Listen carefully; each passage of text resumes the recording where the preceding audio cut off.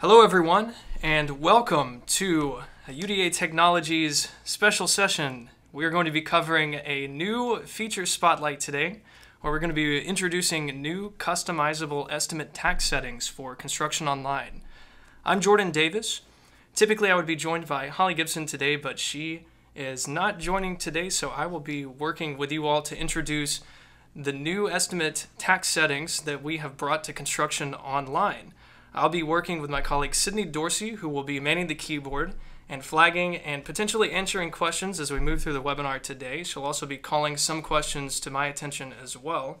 If this is the first time that you've joined a UDA Technologies webinar, first let me say welcome. I'm really excited to join you today and show off what we have to offer in our best-in-class estimating tools and features.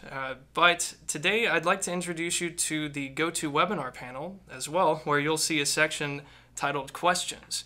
As I work through the different features today, Sydney will be, of course, answering quick questions that come in, but also flagging topics that make sense to really address and share with everyone attending the webinar today. I'd really enjoy answering your questions as we move through, so take a look at the panel, where you'll find that section titled Questions. You might need to expand out the panel. Once it's expanded, you'll be able to type in and submit your questions, and we'll tackle them as we move through today. Now, for those of you who don't know too much about us here at UDA Technologies, we're currently helping over 650,000 users in over 80 countries at this point manage over $80 billion in projects every single day. Now, a really large component of being able to manage that is using our best-in-class estimating software. We have received tons and tons of reviews and feedback on our estimating software, and we found that really ours is arguably the best in the business. We're constantly expanding and upgrading our estimating tool sets, and today the tax tracking tools are one of many new features that we have brought to the table. Now, for those of you who have joined us for the past few months, you've seen that we've been rolling out new features inside of our estimating software, beginning with an expansion of the level of detail involved in the estimates. We're able to help you and your team build very robust and very detailed estimates, which, as we all know, are incredibly important to running and managing successful and financially profitable projects. Without a detailed and accurate estimate, there is absolutely no way that your project is going to be profitable or successful. So in that line of work, what we've been building out inside of our estimating systems is not only tools to make your estimates more accurate and more profitable, we've also been working on adding different features to speed up the process of building your estimates. Now, what we're covering today in the tax settings is a component that is going to allow you to allocate for and calculate taxes in your estimates automatically. Now, in the past, our clients have needed to add in or include the tax in their base cost for their estimates, but our team has worked in some very simple and intuitive tool sets to allow you to calculate the taxes automatically, and not only to calculate those taxes automatically, but apply different tax rates or calculations to not only your estimates, but also to the entire project, as well as giving you ways to define company-wide tax calculation settings. This is going to prevent your team from forgetting to allocate those costs in the estimate, and it's really going to save everyone, I think, quite a bit of time. Now, as far as what we'll be covering today, we are going to review how to define default tax settings for an estimate. We'll also look at defining default tax settings for projects, as well as company-wide tax settings.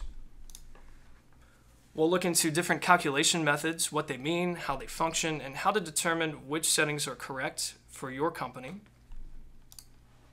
We'll look into how to apply different tax rates in your estimates for different approaches, whether that might be a different rate for materials that you're purchasing versus services, or in some cases, if you're only required to allocate taxes for certain types of costs. We'll look at how to address or approach that today.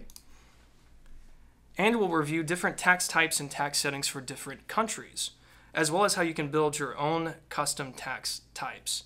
Now, we have quite a few topics to cover today.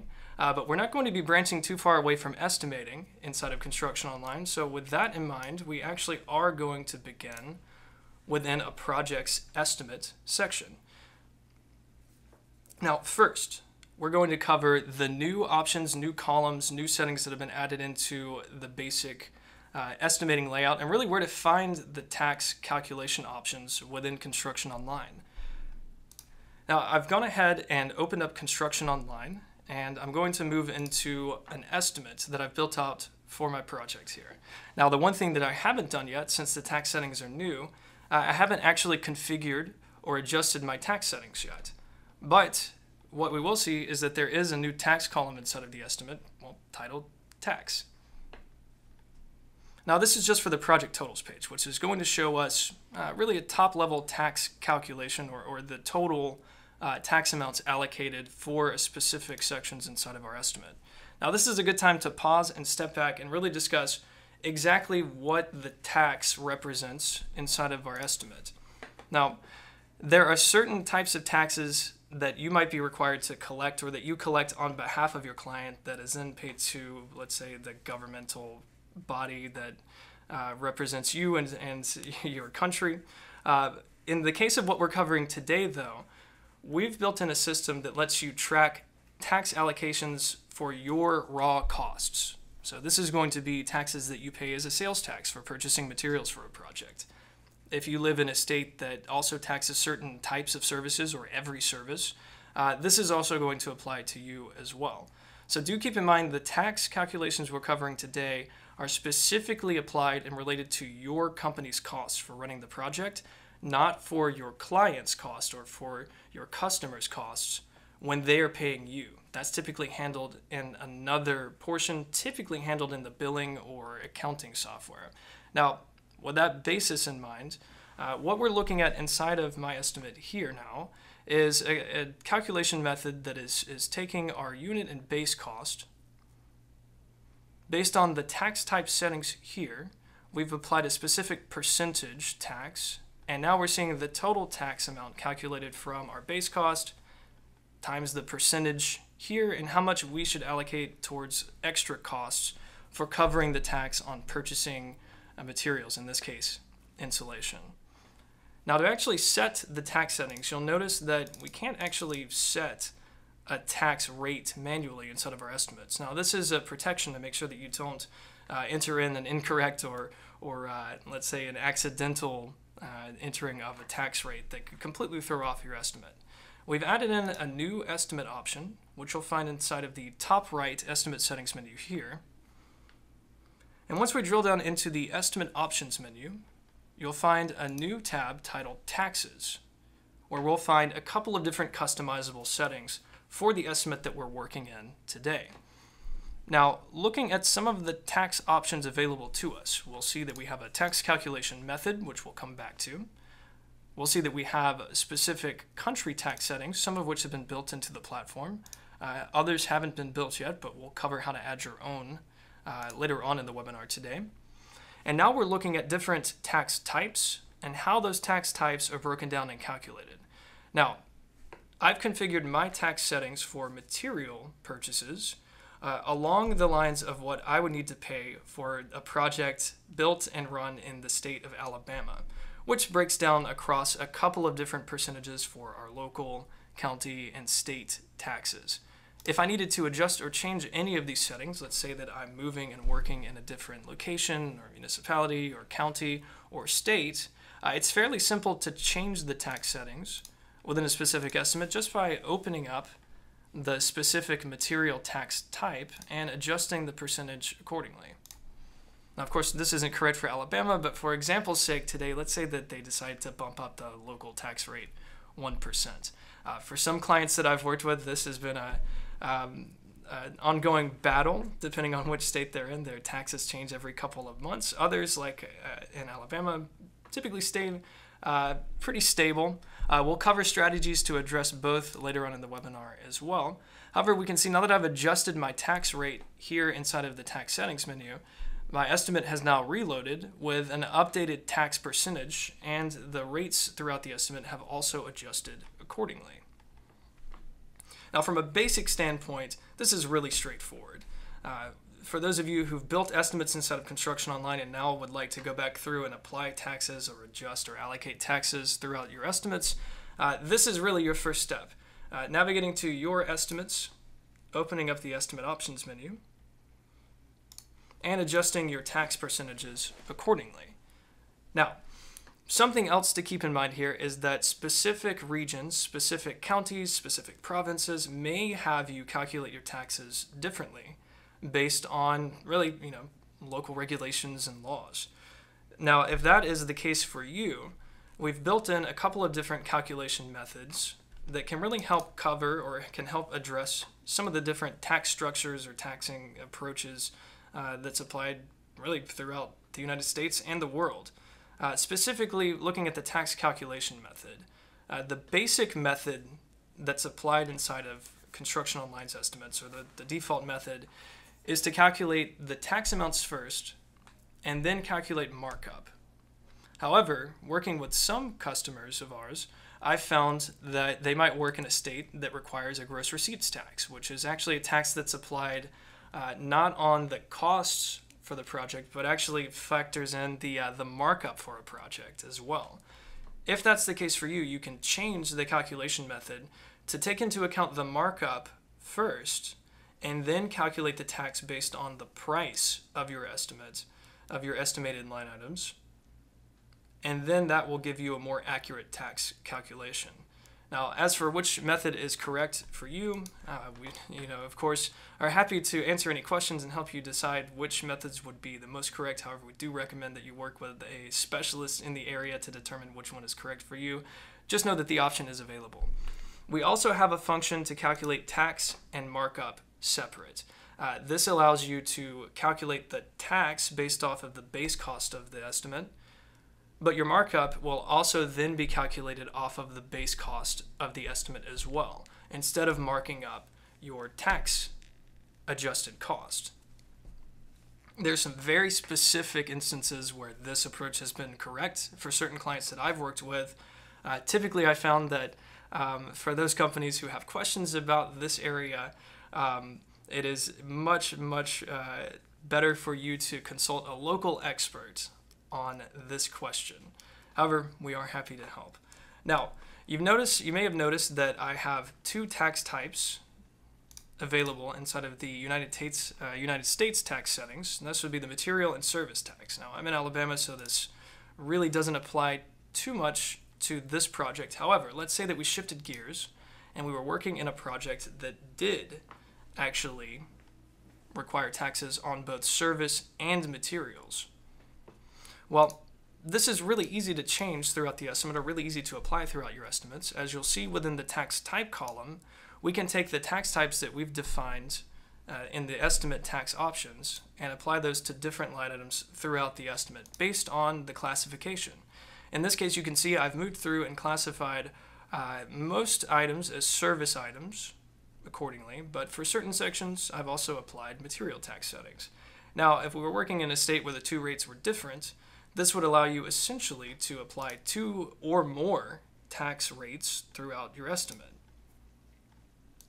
Something to note here, in addition to the material and service tax types, you can add your own custom tax types if these two do not apply. Let's say if you were in an interesting tax scenario where certain materials were taxed at a higher rate or certain service contracts were taxed at a higher rate than others, you could easily and simply add your own tax type, which you could then build and add different tax subtypes to really accurately hone in on exactly the tax allocations that are required for the place of business where you perform your work.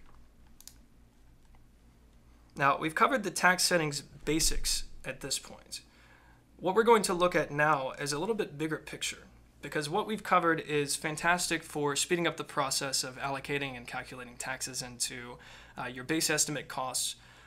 But the question is going to arise later on, well, how do we make this more efficient? How do we make this happen so that our team or estimators don't have to think too much about building estimates and allocating taxes throughout? You can see and imagine how much time it might take needing to move through and assigning each tax type per line item per estimate every single time. Well, there's a couple of recommendations that we would make. First, we've added in a top-level company taxes menu, which you can find inside of your company settings menu at this point.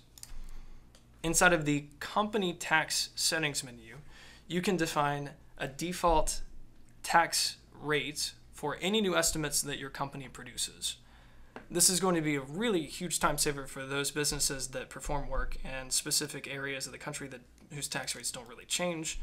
However, for companies that are going to be working in multiple states or provinces or regions, whatever your case might be, you might be best served instead by adjusting the tax rates within your estimate templates, which is also available. Much like adjusting the tax settings for a specific project, you'll actually be able to navigate into your specific estimate templates that you've built for your company. And within the estimate options menu, again, you'll be able to adjust the tax settings for this specific estimate template. Now, there's two benefits here. One, you'll never need to adjust the tax settings from 0% to your specific percentages again if you take this route. Two, you'll be able to also move through the estimate and apply different tax types as needed throughout the estimate template once. You'll never need to adjust that setting again. And three, you can also take this to the next level where you can define multiple estimate templates with different tax rates. This is very helpful for those of you out there who are working in different regions or states, as I'd mentioned before, or different counties within your state that might have different local and county tax rates. This can be a huge time saver for your company. It can really help you hone in on accurate estimates, making sure that all of your costs are accounted for, not just your base costs.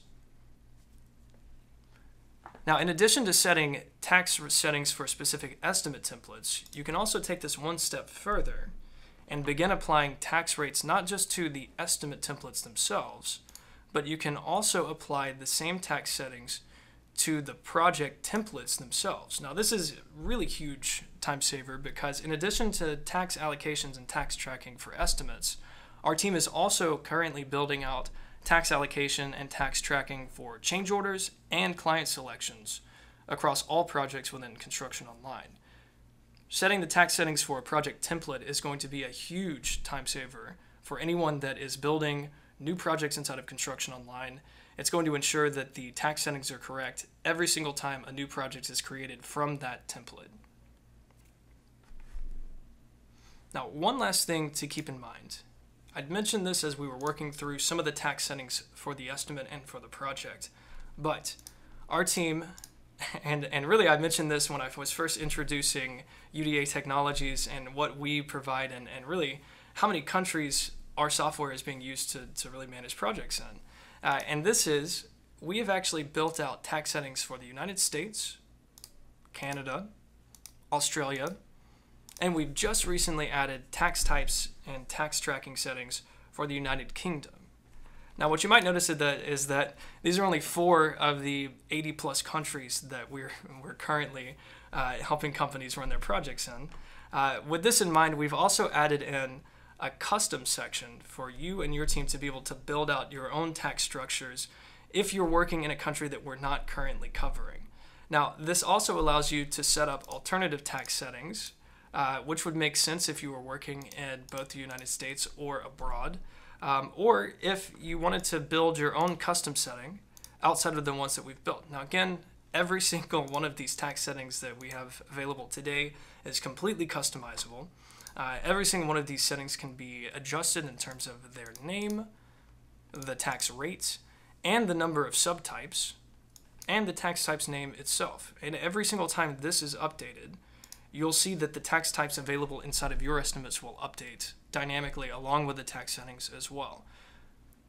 With such a flexible tool, we can really see a lot of companies taking advantage of the tax tracking tools and making sure that their estimates are properly calculating and allocating additional costs to cover any tax rates for really anywhere that they're operating business.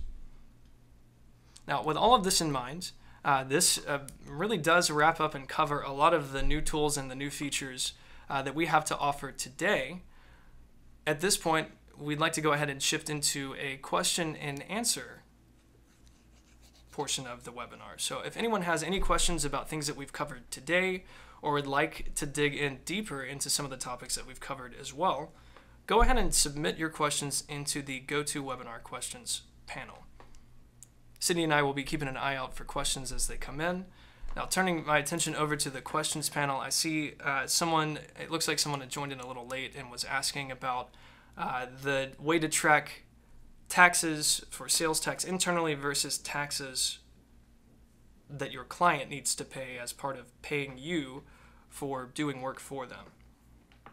Now, this question comes up quite often when I'm working with companies to implement tax settings, whether that's in ConstructionOnline recently or more traditionally inside of ConstructionSuite. And there's really a very simple way to split the two and to keep in mind what our tax settings will do. If you are collecting tax on behalf of your client and passing that amount on to, paying that forward to the government, let's say, that is not what this tax feature is designed for. Typically, we'll find that that's handled outside of our system in the billing or accounting software that you're using to manage the financial aspects of the project. In terms of your taxes or what you pay whenever you're paying for goods or services, the tax settings are designed to help you properly and accurately calculate how much you're going to pay in total or how much you should budget in total when purchasing materials for the job, or when you're setting up and tracking for subcontractors that you'll need to be paying for the work performed. Now, there are some edge cases, which I've worked with clients on, where it does make sense to allocate for something like a gross receipts tax inside of ConstructionOnline, or some of the tax settings that we see for our Canadian clients, for instance. In those instances, we'll typically take those on a case-by-case basis and find out the best path forward, but from a very simple perspective, the tax settings that we're working with today are going to apply specifically towards your company's costs, not towards the client's cost who will be paying you.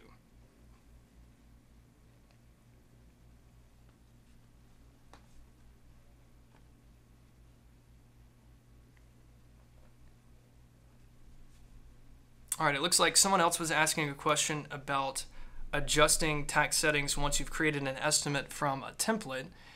If you're setting up a new estimate from a template, you can definitely change the tax settings once the estimate has been saved into a project, or an opportunity for that matter. All you would need to do is navigate either into the Estimates tax settings menu or the Projects tax settings menu, which will then essentially override the base settings that were applied to the estimate when it was first being saved from the template. This also addresses what I suspect is going to be a common question, which is, well, which settings are applied to the estimate?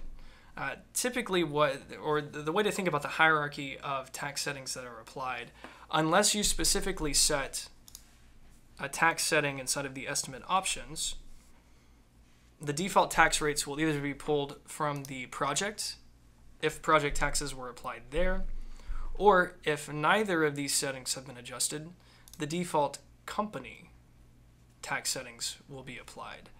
Essentially, the tax settings that are applied are somewhat dynamic, and it's looking for the last applied tax settings.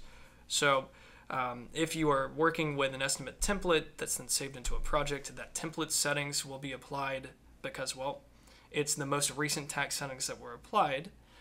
If the estimate didn't have any tax settings applied, that would pull from the project's tax settings, and if neither had any tax settings applied, the company tax settings would pull down into the estimate instead.